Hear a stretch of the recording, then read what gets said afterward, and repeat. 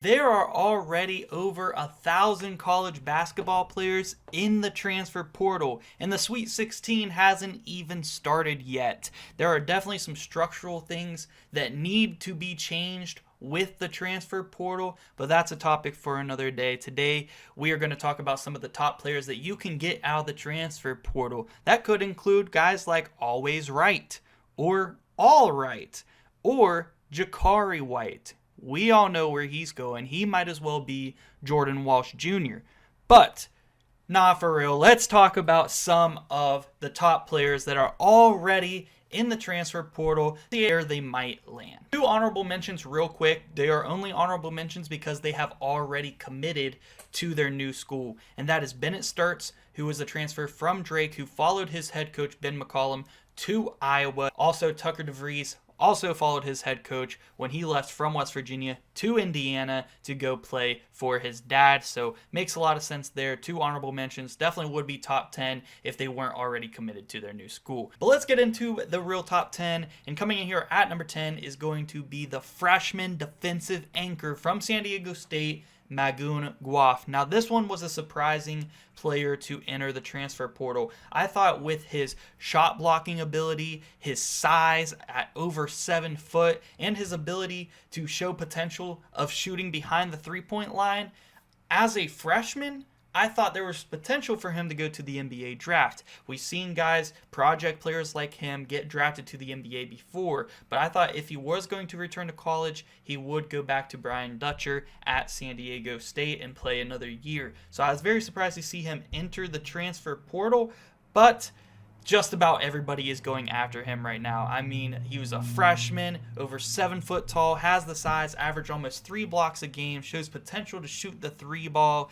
I mean, definitely a project player, but everybody wants him right now. But the main teams I see that are looking to get him are Michigan. Michigan is the main one. They are pushing after him heavily right now. And also Kentucky. Kind of crazy. Two teams are still playing in the NCAA tournament right now, made it to the Sweet 16, are really the two main teams that have the chance to get Magoon Guaf. But this could definitely change. It is early in the process. He has to make his visits. There are a ton of teams going after him, but my early prediction for him would be the Michigan Wolverines. Before we continue with the rest of this list, we do have a quick word from today's sponsor. Guys, I am super excited for March Madness this year. All the buzzer beaters, the upsets, the Cinderella runs. And if you guys are looking to go to some of these games, whether it is in the first round, the Sweet 16, or even the Final Four, I got you guys. I want to give a huge shout out to the sponsor of today's video, SeatGeek. It's helped me find really good deals on some WVU games and some other college basketball games that I have attended this year, and it can do the same for you guys for these March Madness games. SeatGeek will have your back, and this is my favorite feature. It rates the ticket prices from 1 to 10, so you know when you are going to get a good deal. If it is a green dot, that means you are getting a good deal and you might want to go for getting those tickets. But if it is a red dot, that means it might be a little bit too expensive. You want to avoid that and get the better deal. And you know, I came through for you guys. You guys can use my code DANIOLOGY for $20 off your first purchase. $20 off your first purchase using promo code DANIOLOGY on SeatGeek. Make sure you click the link that is in my description, because that will download the app and automatically have my code in your account so you can use it later. Thank you once again, SeatGeek, for sponsoring this video. Next up, coming in here at number 9, we do have Oscar Clough. Now, Oscar Clough is a very good center, another center from South Dakota State who averaged 17 points per game, 12 rebounds a game, and 3 assists per game. And he's already making visits. In fact, it was just reported earlier today that he was spotted in Ames, Iowa, and could potentially commit to Iowa State. Now, my early prediction for Oscar Clough would be Iowa State, but the other team that also has a good chance at getting him is Purdue. Now, Purdue has a good history, recent history under Matt Painter with centers. Might be a good place for him to go, but my prediction right now would be Iowa State. Next up, coming in here at number 8, we have a guy who just recently entered the transfer portal today as I'm making this video, and that is Pop Isaacs. Kind of another shocker here, as he averaged 16 points per game, 5 rebounds, and 4 assists, and was getting a lot of shots up at Creighton this year before he got hurt. but he was just in the portal last year where he went from Texas Tech to Creighton, and you would think he might stick around at Creighton and, recover from his injury and have a good season next year. But no, he's in the transfer portal to get a really good shooter, a guy who can definitely start on a ton of teams. But right now, it is way too early for me to predict any team, as he just entered a couple hours ago as I am recording this video. But Pop Isaacs would be a great pickup for almost any team. Next up at number 7, we have a transfer from Virginia, and that is Isaac McNeely. Now, I will say with Isaac McNeely, they got a new head coach, Coach Ryan Odom from VCU, and I do think there is a high percentage chance that he could come back to Virginia, but he is in the portal, and he is going to be a player that a lot of teams want, as he is a 42% three-point shooter, and that is on 7 attempts per game. So he puts them up, but he makes a lot of them, over 40%, and averages 14 points per game, 3 rebounds, and 3 assists. He is going to be a player that a lot of teams are trying to get, including North Carolina and Louisville, who are pushing after him very heavily right now. But Virginia right now is my prediction. I think he goes back to the school that he's played at his whole collegiate career so far, but he is testing the portal right now with the head coaching change. So we will see if I'm right, but I'm going to say he does still return to Virginia. Next up at number 6, we have a transfer from North Dakota, and this is one that a lot of us saw coming after he's had some pretty big performances this year, dropping 40 points on Alabama, dropping 50 points in the Summit League tournament against South Dakota State, and that is Trayson Eaglestaff, and he averaged 19 points per game last year, 3 rebounds, and 2 assists.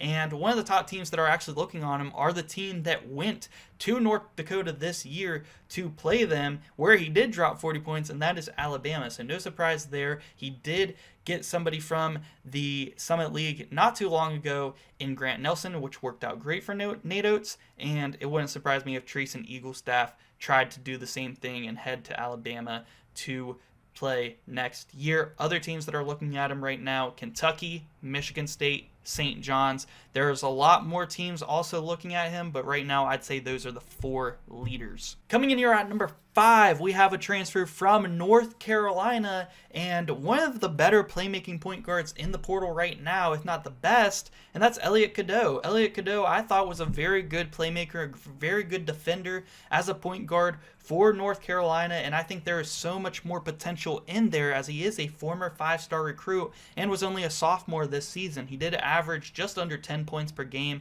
and over 6 assists per game as well. And like I said, he's a very good defender. He's going to play hard for you, and there are a few rumors, 3 teams that I feel pretty good about that he's between right now. One of the biggest rumors about Elliot Cadeau right now is him going to Auburn to reunite with one of his high school teammates, Tahad Pettiford, next season. That would be pretty cool to see Auburn kind of get that true point guard playmaker for next season. Might be a pretty good fit. Also, Michigan is trying to get him pretty heavily right now. They've been really looking at a lot of players in the portal right now, which is kind of interesting. Dusty May is working overtime right now. He's got his team in Sweet 16. He's looking over all these players in the transfer portal already. So Michigan, another team looking at him heavily, and a team that really recruited him heavily out of high school is Texas Tech, and they're looking at him in the transfer portal now, which I think would be an awesome fit for Elliot Cadeau as well. I do think that he has potential to be a Ryan Nembhard type of player, not a guy that's going to put up really above 15 points per game, but can get you, 10 to 13 a game, and also close to 10 assists per game. So I really see that potential in Elliot Cadeau, along with being a really great defender. Is going to get an awesome starting pass-first point guard in the portal. Next up at number 4, we got Josh Dix, transfer from Iowa. Another really good three-point shooter at 42% from the three-point line. A very similar player to Isaac McNeely, who is also in the transfer portal. He was averaging 14 points per game, 3 assists, and 3 rebounds this past season. Top 2 teams that are trying to get him. There is potential for him to return to Iowa. I've seen those rumors around. I don't think as much of a chance as McNeely returning to Virginia, but the 2 teams that are looking to get him right now are Creighton and Illinois. So it's kind of staying in that Midwest area, but Creighton definitely seems like the favorites to land Josh Dix right now. At number 3, we got Bryce Hopkins, the transfer from Providence, who got hurt after only playing 3 games this season, and a lot of question marks about is his injury real right now from Providence fans that I have been seeing, but nonetheless, he is in the transfer portal. Trying to use that last year of eligibility, and he did not last season because he only played 3 games where he did have better stats, but the season before this past one, he averaged 15 points per game and 8 rebounds per game for Providence, and there are 2 teams that are going after him right now, and he is staying in the same league. They are in the Big East, and it is between St. John's and his former coach, Ed Cooley at Georgetown, and if I had to make an early prediction right now, I'd say he's going to reunite with Ed Cooley at Georgetown for next season. Next up at number 2, we got a transfer from Indiana, and he was a sophomore this past season. He was a former 5-star recruit, similar to Elliot Cadeau in those aspects, but is Mackenzie Mbako, the transfer from Indiana. Averaged 12 points per game and 4 rebounds per game last season, shot over 50% from the field, and the 2 teams that I see going after him right now, one is Oklahoma, who is rumored to have had a Zoom call meeting with him already, and also Duke, a team that recruited him heavily out of high school, could decide that he wants to go explore that option that he did have out of high school. So those are the 2 teams I'm seeing right now. Still really early on Mackenzie Mbako. I don't really have an early prediction, but I'd say the favorites right now are either Duke or Oklahoma. And my number 1 transfer in the portal, this kind of surprised me, but not too longer after I see why, and that is Donovan Dent, the transfer point guard from New Mexico. And the reason it didn't surprise me anymore was because Coach Richard Pitino did leave and take the Xavier job. So he lost his head coach. Makes a lot of sense now why he did enter the transfer portal. And last season he had an amazing year. Was the Mountain West Player of the Year. Averaged 20 points per game, 2 rebounds, and 6 assists. One of the best point guards in the country. Shot over 40% from the 3-point line. Not necessarily shooting them at a high clip, but still pretty efficient. So that is very good to see. And I don't think there's a single team that really hasn't tried to reach out to him yet.